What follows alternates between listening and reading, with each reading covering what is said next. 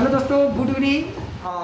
आज मैं आपके सामने बहुत मोस्ट पॉपुलर कुछ स्टोरी लेकर आया हूँ, जिस स्टोरी को आपने सुना ही होगा। मुझे लगता है हर एक व्यक्ति इस स्टोरी के बारे में, इस कहानी के बारे में सुना होगा।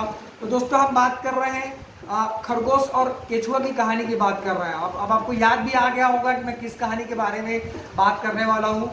तो दोस्तों, आज मैं आपको बताना चाहूँगा कि इस कहानी के बाद भी और 3 कहानी हैं खरगोश और केचुआ को लेकर, इसको बताना चाहूँगा। कुछ लोग हो सकते हैं इसके बारे में सुने होंगे। तो दोस्तों, शुरू करते हैं। एक खरगोश होता है और एक केचुआ होता है। दोनों एक रेस लड़ाते हैं और दोनों रेस प्रारंभ करते हैं।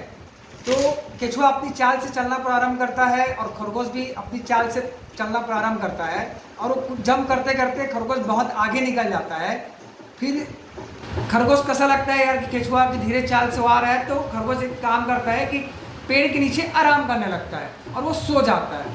उसी दौरान केचुआ जो है अपनी चाल से चलते रहता है और वो अपने लक्ष्य को पार कर लेता है और उस रेस को जीत जाता है और खरगोश वहाँ सोए रहता है।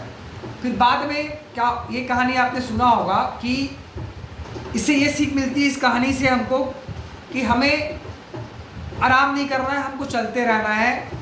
जिस तरह केचुआ अपनी चाल से चलते रहा, रुका नहीं और अपने लक्ष्य को प्राप्ति कर ली। इस कहानी से हमको ये सीख मिलती है।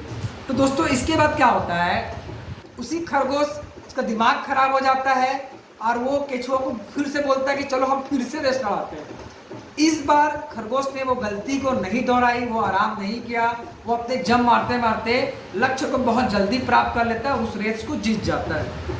इससे हमें यह सीख मिलती है दोस्तों कि गलतियां ध्यान रखें और उसको दोहराओ मत।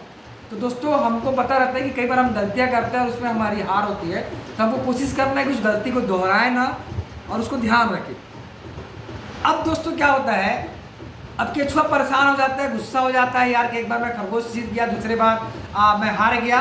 अब वो बोलता है कि चलो एक बार फिर से रेस लड़ाएंगे और इस बार रास्ता दूसरा होगा, बोलता है। अब दोस्तों, दोनों फिर से रेस प्रारंभ करते हैं, लेकिन रेस के दौरान रास्ते में एक नदी आता है जिसको केचुआ बड़े आसानी से पार कर लेता है, लेकिन खरगोश वहाँ से पार नहीं कर पाता है। तो और केचुआ वो रेस को जीत जाता है। तो दोस्तों, हमको इस कहानी से ये हमें सीख मिलती है कि थर्ड पॉइंट से कि अपने स्ट्रेंथ के अकॉर्डिंग स्ट्रेटेजी बनाएं। मतलब हमें जहाँ जाना है उस मार्ग को हमें पता होना चाहिए कि रास्ते में हमें क्या कठिनाइयाँ आ सकती है, उस हिसाब से हमको कोई स्ट्रेटेजी बनाना चाहिए दोस्तों। अब आखिरी दोस्तों बहुत अच्छा है, अब दोनों एक एक बार गलतियां कर चुके थे, एक एक बार दोनों जीत चुके थे। मतलब ये दोनों अपनी गलतियों को नहीं दोहराना चाहते थे, तो दोनों मिल के काम करते हैं। अब बोलते हैं कि ज़मीन, अब फिर से रेस लड़ाते हैं और बोलते हैं कि ज़मीन पे जब चलेंगे तो खरगोश केचुआ की मदद करेगा। जैसे नदी आएगा तो केचुआ के ऊपर खरगोश बैठ के नदी को पार करेगा। दोनों ऐसे करते हैं दोस्तों, तो अपने लक्ष्य को बहुत जल्दी प्राप्त कर लेते हैं और आसानी से प्राप्त कर लेते हैं। अब इस कहानी से आप बहुत अच्छा चीज़ सीख सकते हैं कि फ्रेंड्स ऐसे बनाओ कि उनकी वो स्ट्रेंथ हो और आपकी वीकनेस हो, ताकि आप हमेशा मोटिवेट रहो।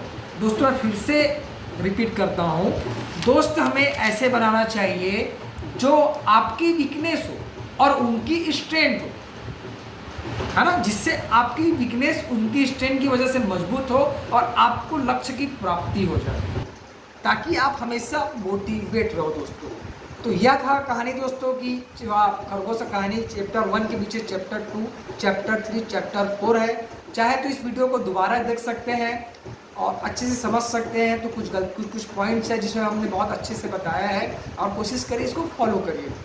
और मैं हमेशा की तरह बोलता हूँ दोस्तों, हमें हमेशा खुश रहना है, माफ़ करना है, बर्दाश्त करना है और उस केचुआ की तरह कभी रुकना नहीं है। हमको चलते रहना, हमारी चाल कैसे भी हो हमको रुकना नहीं है, हमको हमेशा चलते रहना है।